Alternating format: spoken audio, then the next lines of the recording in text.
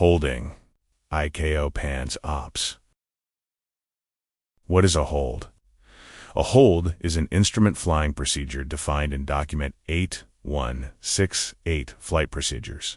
It is defined as a predetermined maneuver which keeps an aircraft within a specified airspace while awaiting further clearance. Holding procedures are based on a holding fix, a geographical location that serves as a reference for a holding procedure. The holding fix can be a navigation aid, such as a VOR or NDB.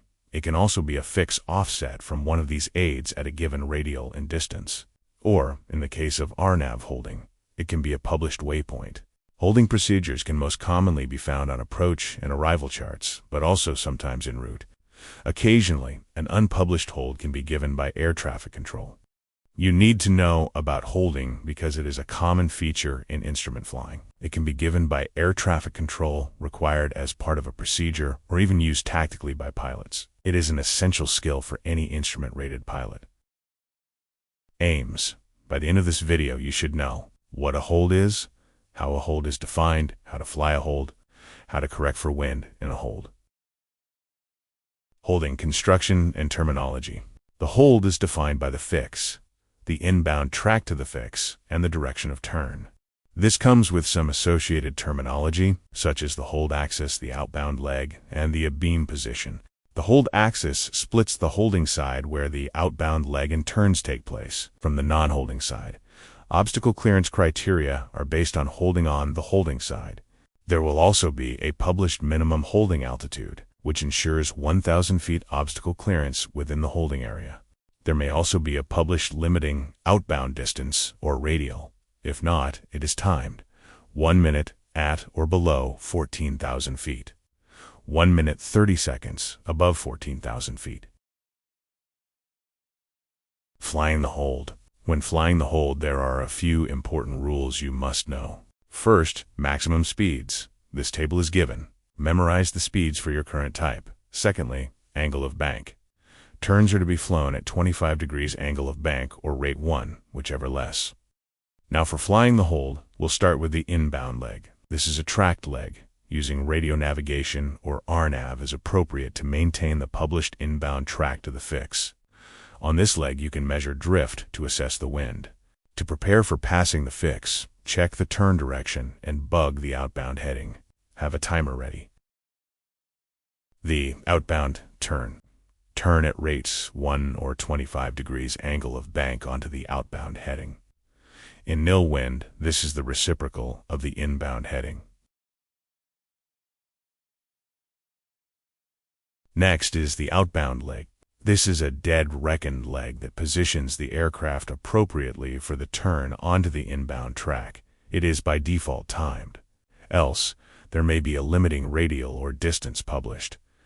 Timing begins from the abeam position. A QDR 90 degrees to the hold axis. We are required to use established error check procedures, and on the outbound leg, we can monitor for something called the gate.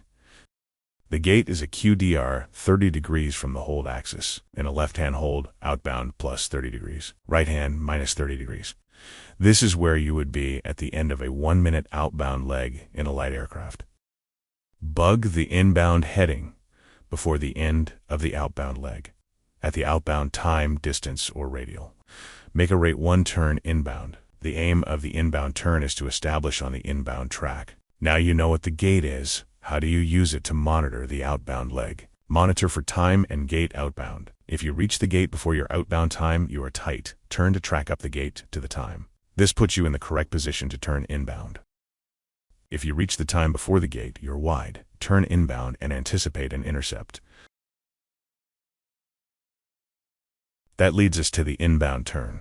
The goal is to intercept the inbound track. To do this proficiently and accurately, the turn should be monitored.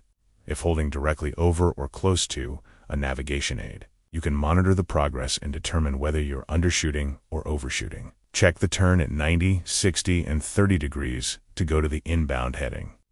At 90 degrees to go, the needle should be 15 degrees from the inbound track. At 60 degrees to go, the needle should be 10 degrees from the inbound track. At 30 degrees to go, the needle should be 5 degrees from the inbound track.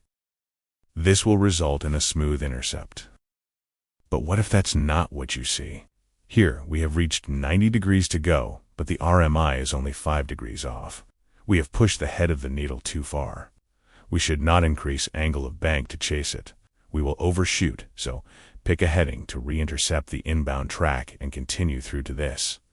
Make sure you stop the turn with the heading on the correct side of the needle to re-intercept. Anticipate rate of movement to turn onto the inbound course.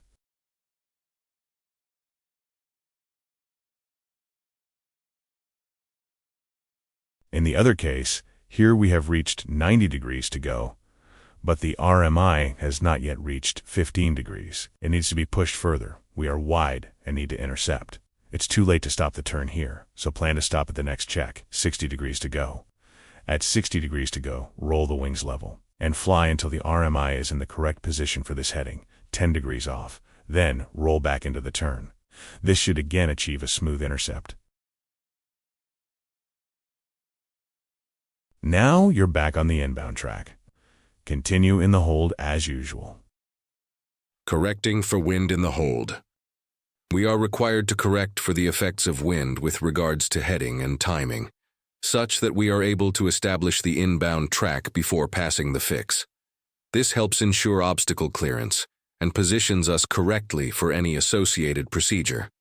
Here's some holding patterns with various winds where no correction has been made.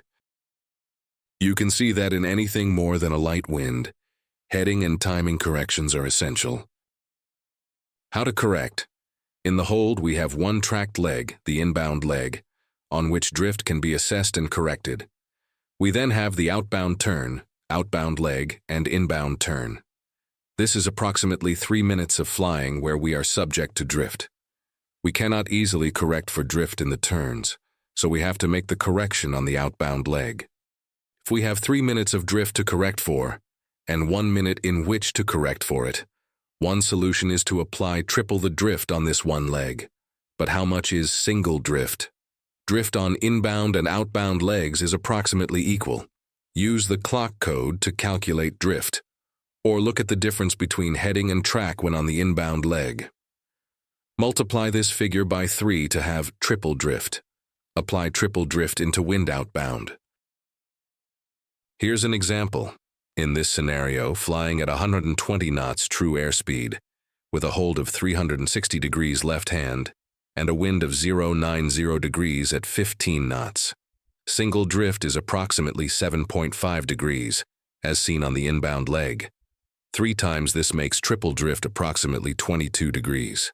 Applying this outbound into wind gives an outbound heading of 158 degrees. Let's see how this works out.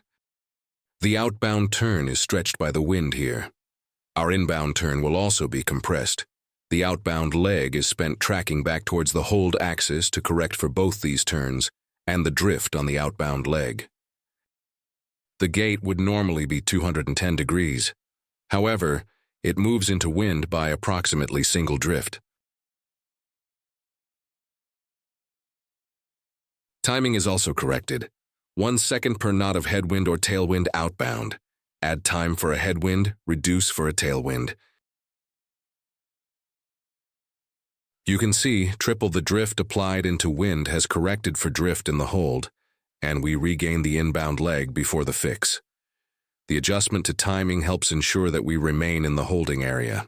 There is one further consideration. If your triple drift corrected heading falls within 30 degrees of the wind, reduce to double drift.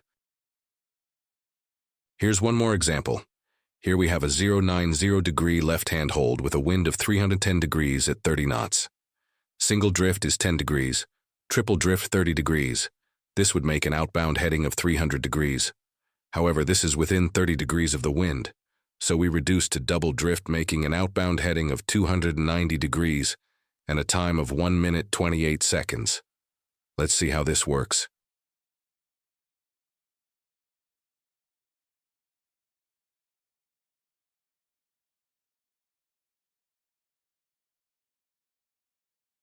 As you can see, it's worked out well. If we hadn't reduced to double drift, we would find ourselves wide and have to correct. and that's holding. Thank you for watching. If you enjoyed this video or found it helpful, please like and subscribe for more. Leave a comment for what you'd like to see next. By the way, like the look of this radio navigation simulator? Stay tuned. It's coming soon to desktop, laptop, mobile, and tablet to help you practice your navigation skills.